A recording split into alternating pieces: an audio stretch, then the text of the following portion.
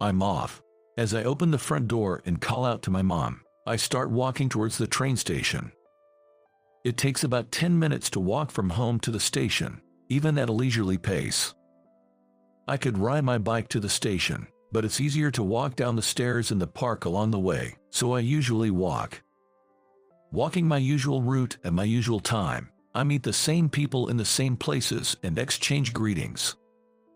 I'm naturally friendly and always smiling, so people often strike up conversations with me, and it has become a daily routine to chat with someone.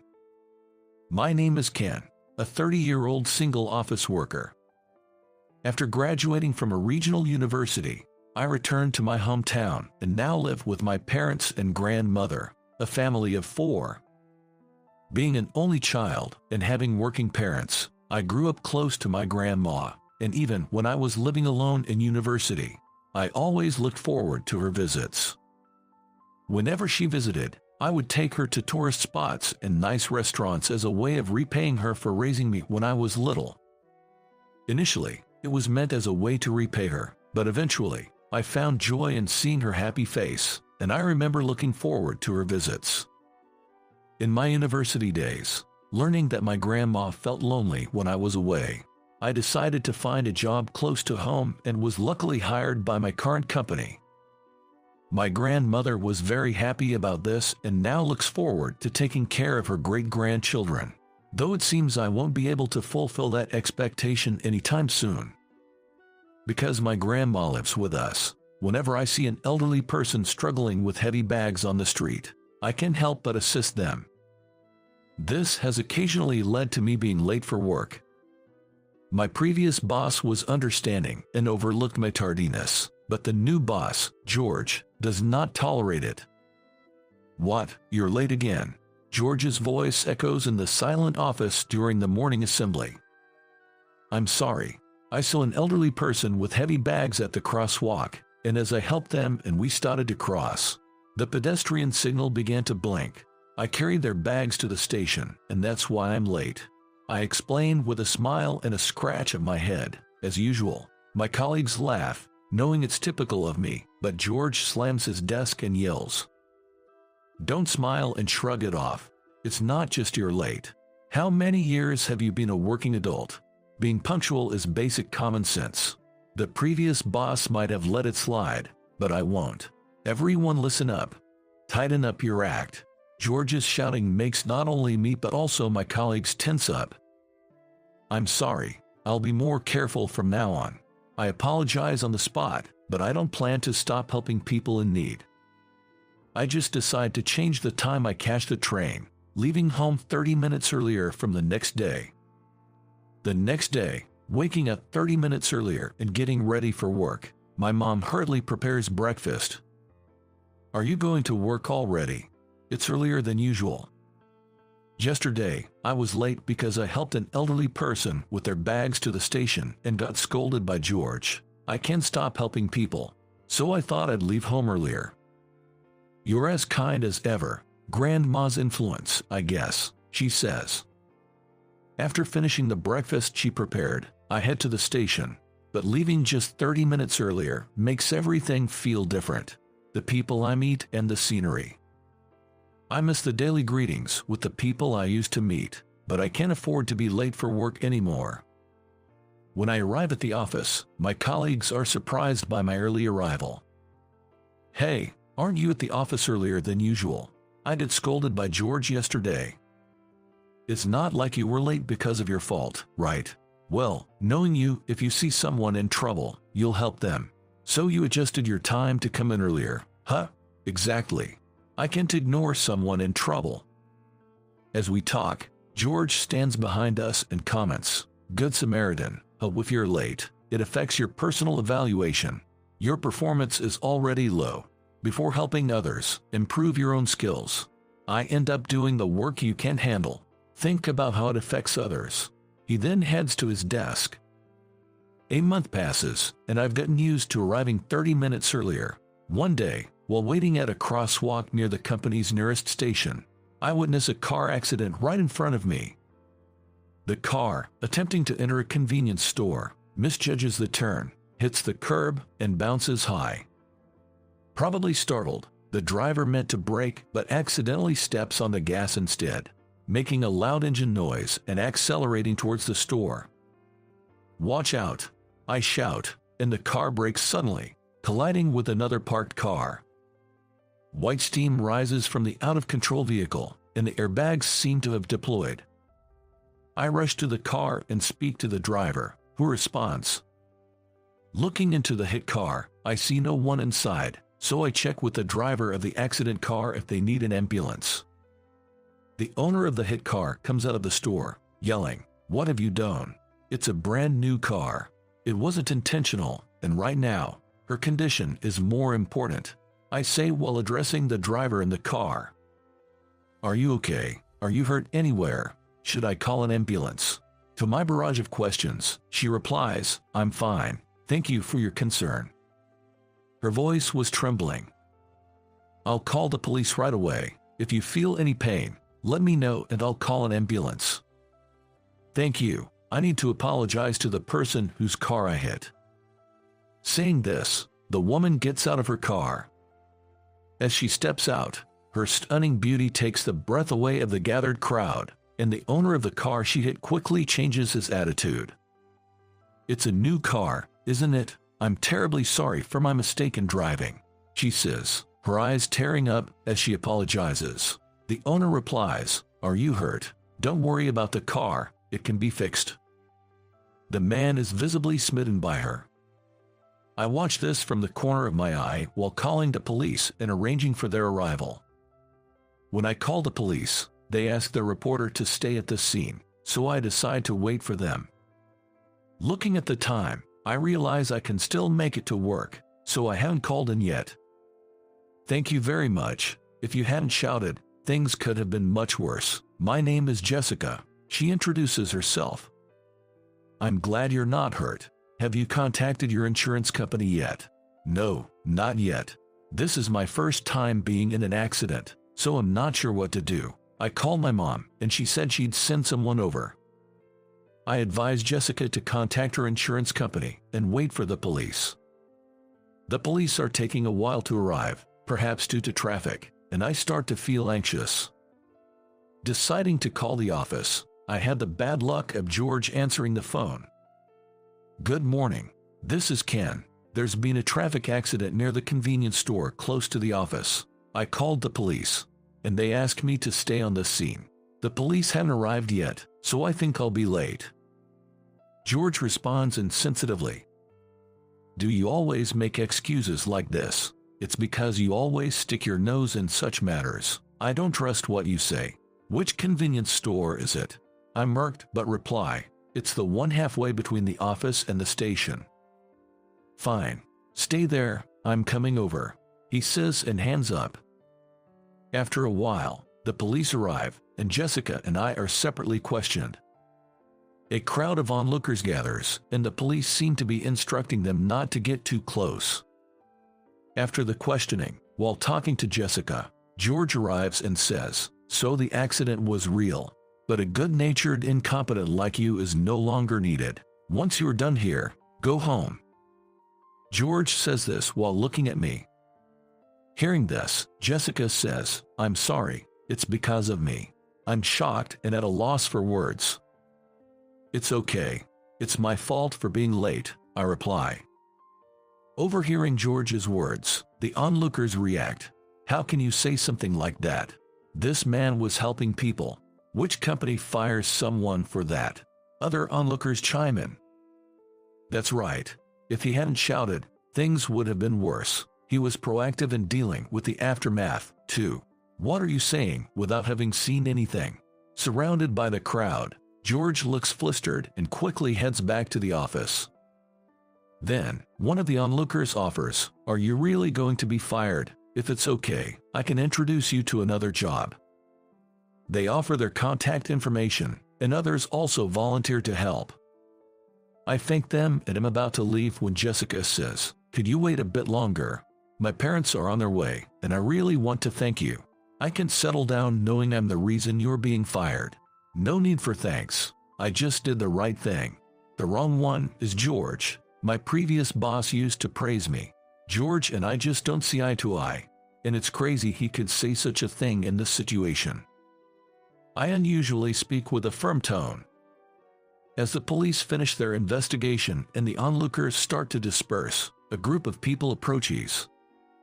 One of them spots Jessica and comes over. "Jessica, are you hurt?" "No, I'm fine. Please prioritize the repair and replacement car for the person I hit," she says, introducing the car owner. The man apologizes to the owner, and they exchange contact information and discuss compensation. Then, people who appear to be her parents arrive. They are looking like the epitome of elegance and wealth. Her mother rushes to Jessica. "Are you all right, Jessica? Are you injured?" She looks at Jessica with almost tearful eyes. "Mom, I'm sorry for worrying you. I'm not injured at all. I feel terrible for hitting someone's car, but there's someone else I feel even more sorry for," she says, looking at me. Being stared at by Jessica, I blushed and hurriedly said, No, don't worry about it. I was already thinking about quitting because of that boss, so I would have left sooner or later anyway." What do you mean?" Jessica's father asked her. "When the accident happened, he was the first one to come over and talk to me. He called the police for me and stayed by my side so I wasn't alone. He also advised me to contact the insurance company." Jessica explained what happened after the accident, saying, "It seemed we were told to stay here until the police arrived, but because of that, it looked like he was going to be late. His boss came here, and right on the spot, he said he was fired and went back to the office." Jessica, teary-eyed, explained how I ended up being fired. "I see. I understand the situation, but it's unacceptable to fire someone for helping others, if it's not too much trouble. Could you tell me the name of the company you work for?" her father asked, but I didn't feel like disclosing a company name. "The company has nothing to do with this." Refusing to mention the company's name, her dad noticed the company pin badge on my suit's lapel and said, "So, you're an employee of our company." Jessica and I exchanged glances. "President Smith, the pin you are wearing is our company's emblem. I'm not the president, but the owner," he said with a smile. "Thank goodness, Dad. Please help Ken. He's not at fault," Jessica implored, smiling at Owner Johnson, the owner. However, Owner Johnson said, "I'd like to help, but first, we need to understand why George said what he did. It's inappropriate for me, as the owner, to directly intervene. We need to investigate. Do you often arrive late?" he asked. I explained my reasons for being late in the past. "I see. You've been late because you were helping people in need. You mentioned earlier, and I agree, your actions weren't wrong. I could talk to President Smith and change the company rules, but first, we need to rescind your dismissal." Owner Johnson was willing to help, but I replied, "As long as George is my direct boss, I don't want to return. Even if George is transferred, it would be a hassle for him, so I'd rather resign and find another job. I don't want to lose an employee like you. I own other companies. Perhaps you could work at one of those," he suggested. "I appreciate your offer, but are your other companies within commuting distance from my home?" I inquired, mentioning my grandmother and my desire to work near my home. "I understand you're devoted to your grandmother, but unfortunately, the only company of mine within your commuting range is your current workplace. As I said earlier, I don't want to lose an employee like you. Returning to your current company would be best. I won't let you be treated unfairly, so please reconsider," he urged. "I understand. However, I'm not confident I can meet your expectations. I think I'll head home for today." "Jessica, this isn't your fault. Please don't feel responsible," I said and headed home. When I got home, it was just before noon, and I could see my grandmother weeding the garden. I talked to my grandma. "Grandma, I'm home. Thanks for weeding. How about we go for lunch? After I finish eating, I can help you with the weeding," I called out to her. Surprised by my sudden return, my grandmother stood up, looking towards the source of my voice. "Oh, you are home early today. Are you feeling unwell?" she asked, her face showing both happiness and concern. She approaches me at the front door with a complicated look on his face. "No, I didn't go to the office. There was a traffic accident, and while I was dealing with that, it seems I upset George. So, I decided to head home for the day." Seeing my dejected demeanor, my grandmother said, "I see, that must have been tough. Well, today, I will treat you. So let's eat lots of delicious food," she said, welcoming me at the entrance. Classic grandma, always knowing how to handle me. I laughed, and we both entered the house, getting ready to leave. Having a meal with just my grandmother was a rare and enjoyable occasion. Her gentle manner of speaking and responses were amusing, and by the time we reached the restaurant, I felt much better and more energetic. After we finished a hearty steak, I took care of the bill and left the restaurant. Grandma was going to pay, she protested, trying to give me money. "It's okay, Grandma. We ate a lot, so we need to exercise. Let's weed the garden together when we get back," I said, opening the passenger door for her as I was moving to the driver's seat. Jessica approached, waving her hand. She seemed to have been out with her mother. "Is this lady your grandmother, Ken?" "Yes, she's my grandma.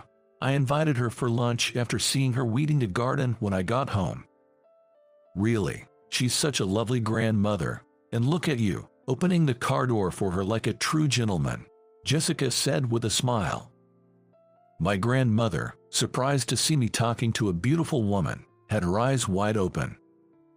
"May I say hello to your grandmother?"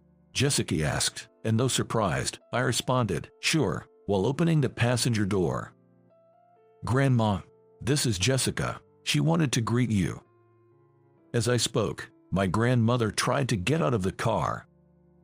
No, Grandma, you can stay seated. My name is Jessica. I was helped by Ken this morning," she introduced herself. "Oh, is that so? I thought you were Ken's girlfriend and got quite surprised.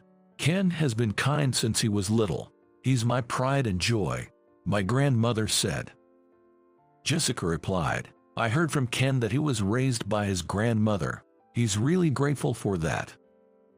Then, to my surprise, my grandmother said, "Oh dear, is that so? I haven't done much. I keep saying I want to see my great-grandchildren soon. You're too good for Ken. Maybe there's someone better for you out there." "Grandma, what are you saying such things all of a sudden?" I interjected, a bit embarrassed. Jessica then playfully said, "What? Ken doesn't have a girlfriend? Then, I might just have to apply for the position." Shocked by her comment, I quickly said, "Jessica, please don't say things like that, even as a joke. Grandma might take you seriously. Grandma, let's go home and do some weeding." "Well, Jessica, we're heading back now." After closing the passenger door, I took my seat in the driver's seat. As I drove off, I saw Jessica in the rearview mirror, waving until my car was out of sight. During the drive back, Grandma talked nonstop about Jessica, even sharing the story with my parents at dinner. "I wish I had seen her. She seems to be Grandma's favorite," my mother commented. "How did you meet her?" my father inquired. I told my family about the morning's events, but the conversation turned tense when it came to my dismissal. "That George at your company, isn't something wrong with him? What are you going to do from tomorrow?" my father asked. "There's no reason for you to be fired. What's the name of that manager? I'll call your company tomorrow and give them a piece of my mind," my mother said. They were visibly upset. Then I explained that Jessica's father was the owner of my company and that he offered to let me work at another one of his companies, but none were within commuting distance. Hearing this, my grandmother, who had been quietly sipping her tea, sadly asked, "Ken, are you going to leave home again?" "Don't worry, Grandma. I turned down the offer because the companies are too far. I'll find a job that I can commute to from here," I reassured her. Hearing that, Grandma seemed relieved and sipped her tea again. "Even though you did nothing wrong, why should you have to quit? I'm really upset about the idea of you quitting." "That's right. The one who should be quitting is George. Both of them seemed quite worked up, so I calmed my parents down. Okay, both of you relax. I'll check how things are tomorrow. I'll contact a colleague and see what the atmosphere is like. I'll let you know tomorrow night, so don't be so angry. I went to my room, called my colleague, and told them about what George had said and that I would take the day off tomorrow. Then, my colleague called me. Hey, tough day. George left abruptly, so I was wondering where he went off to. He acted like nothing happened at work today. I'll let you know if I find out anything tomorrow. After saying that, he hung up. I lay in bed thinking about looking for a new job, but also remembered what Jessica had said to Grandma. Me, her boyfriend. That's clearly just lip service. What am I expecting? But Jessica, she's really beautiful. Rich and beautiful. It's a world too different for me to be a part of. Muttering this, I stared at the ceiling, and before I knew it, I had fallen asleep. I woke up in a panic to find it was the middle of the night and thought of going back to sleep, but I couldn't stop thinking about Jessica.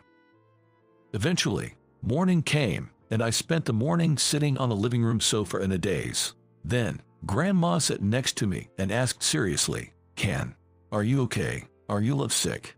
Lovesick? For a moment, I didn't understand what she was talking about, but then I burst into laughter when I realized what she meant. Lovesick? Grandma, I didn't get what you meant at first. Jessica is out of my league. She wouldn't be with someone like me. What she said yesterday was just her being kind. It got my heart racing, but she and I live in different worlds. Is that so? She's from a different world, like a foreign girl. Hearing this, I didn't want to drag the conversation out any longer, so I told her I was going for a walk to clear my head and left the house. Walking around the neighborhood on a weekday morning, something I hadn't done in years, I got greeted by many people. Most of them were elderly neighbors, all of whom I had helped with carrying things or other favors in the past, and they thanked me again for those times. I might have been fired for being too kind, but I felt reassured that I hadn't done anything wrong. As I was thinking of heading back, I received a text from my colleague. George was taken to the president's office by our manager, Connor. I think it's about your dismissal, the text said. Thanks for letting me know. If you hear anything more after George returns, please contact me, I replied, feeling a bit nervous. Back in my room, I kept glancing at my phone, anxious about any further messages from my colleague. Exhausted from lack of sleep and restless feelings, I fidgeted with frustration.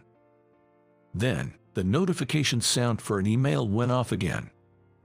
I checked my phone and read the email from my colleague. George came back. I gave your phone number to Connor when he asked for it, so he might call you soon. The email read, and just as I finished reading it, my cell phone rang. It's from the company, probably Connor, I thought as I answered the phone, and indeed, it was Connor. Ken, right. George seems to have fired you, but the company does not acknowledge that fact. After all, a manager does not have the authority to fire an employee. Please come to work as usual from tomorrow. I asked Connor in response to his words, what will happen to George? Kind as the rumors say, aren't you? Worrying about someone like him. He has requested a transfer, so we've decided to move him to another department from tomorrow. The manager's position will be vacant for a while, so I likely take over. Do you have any objections to me doing so? Connor said with a laugh. No, that's fine.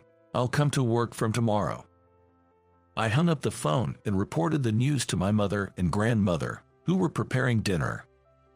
My mother, looking relieved yet busy, said happily, that's good, or rather, it's only natural. Bring your suit and shirt, I'll iron them for you. At dinner, I told my father that I would be returning to work tomorrow, and he seemed relieved. As I was preparing for work in my room, an unknown number appeared on my phone and it rang. I wondered who it could be, and when I answered, it was Jessica. Hello, it's Jessica. I'm glad to hear you're returning to work tomorrow. How did you know that? My father heard from President Smith. Your kindness is well known at the company. I'm truly happy. Jessica seemed to be at a loss for words, so I said, "Please thank your father for his help.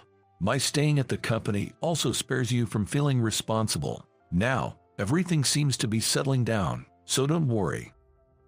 Don't say such sad things. If it's not too much trouble for Ken, I would like to continue calling you as a friend." I was momentarily taken aback by Jessica's words but regained my composure at the word friend.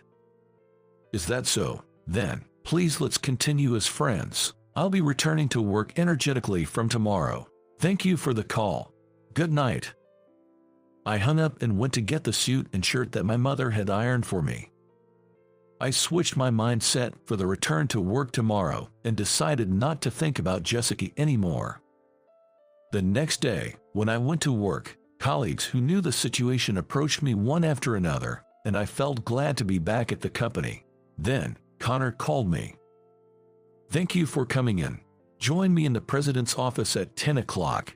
It seems that the president wants to confirm if what George said is consistent with what happened." "Understood," I replied, and when the time came, went to the president's office with Connor.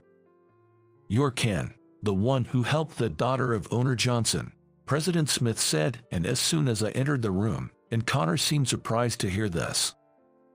So that's what it was. That's how President Smith came to hear about Ken's situation. Connor seemed convinced. "I've heard from owner Johnson, so I understand the situation to some extent. It's troubling for me if an employee like you leaves. Please continue to help those in need without worry. I'm thinking of changing the company's internal rules regarding tardiness. I want other employees to be able to act like you." "Thank you, I understand, and I'll return to work." After some small talk, Connor and I returned to our department. I was happy that my good-natured personality led to a change in company regulations, but it all started just because I happened to help owner Johnson's daughter. If not for that, the regulations might not have been reviewed. Thinking about this made me feel conflicted, but if the regulations were going to change, I felt motivated to continue helping others without worrying about being late. Thinking that this incident was now over, I resigned myself to the fact that my connection with Jessica would also end. After all, we lived in different worlds. Time passed as if nothing had happened, and I fully moved on from Jessica. Occasionally, my grandmother would mention Jessica, but it didn't bother me, and I responded casually while playing with my phone. "Jessica, was it? I wonder how she's doing."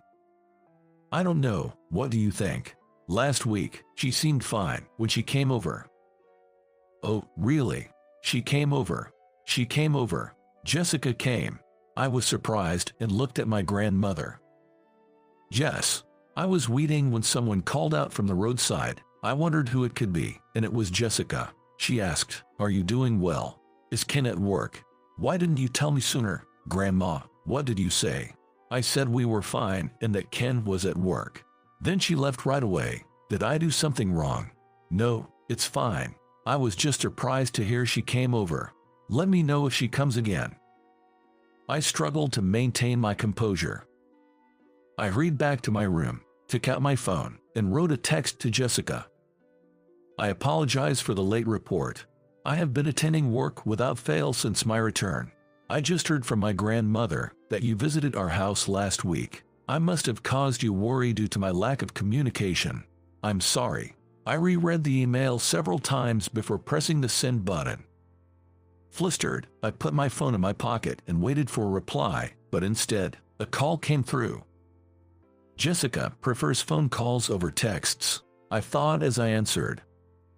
"It's been a while. I thought you might be upset with me because I hadn't heard from you. I'm glad to hear you've returned safely," she said in a cheerful voice. "Owner Johnson mentioned it to President Smith, right? That really helped. I heard the company is going to change its regulations because of it." "Actually, I heard from my father that President Smith has known about you for a while. There were several reports of phone calls expressing gratitude from people you've helped. They didn't know who was behind the help since no name was mentioned, but whenever they received such calls, they found that it was always you who was late that day. Your performance was considered good by the previous manager.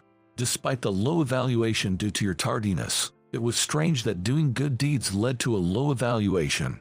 So there was already talk in the company about accepting tardiness with valid reasons. So it wasn't just owner Johnson's intervention that led to the change in company policy. President Smith said that once the details were decided, he was planning to discuss it with my father. I was genuinely happy to hear that the company was considering changing its policies because of my actions. That's really nice to hear. It makes me happy. I'm glad for you. Please continue to help others. I'll also try to actively reach out to people in need. Thank you. I'm glad I texted you. So, since I hadn't properly thanked you for your help yet, would you like to go out for a meal this weekend? I was casually invited by Jessica and, on impulse, accepted. Since our lifestyles are so different, is it okay if we choose something I'm used to eating? What are you talking about? Haha. I work for a different company, unrelated to my father's business. My parents may be wealthy, but I don't have that much. Either of my brothers will likely take over the company. You won't get anything by dating me for the inheritance. Haha. Is that so? Too bad. Haha.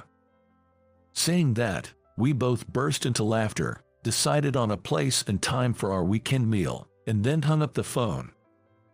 Our dinner was at a tavern near the station. With Jessica by my side, I couldn't help but notice the jealous stares from the other male patrons. Feeling relaxed and happy with Jessica savoring the meal, I took the chance to ask when we could meet next and invited her on another date. I jokingly asked if I could bring my grandmother along, and to my surprise, Jessica readily agreed. It didn't take long for me to develop a fondness for her. Thinking how nice it would be if the day came soon when my grandmother could take care of our great-grandchildren, I enjoyed our delightful time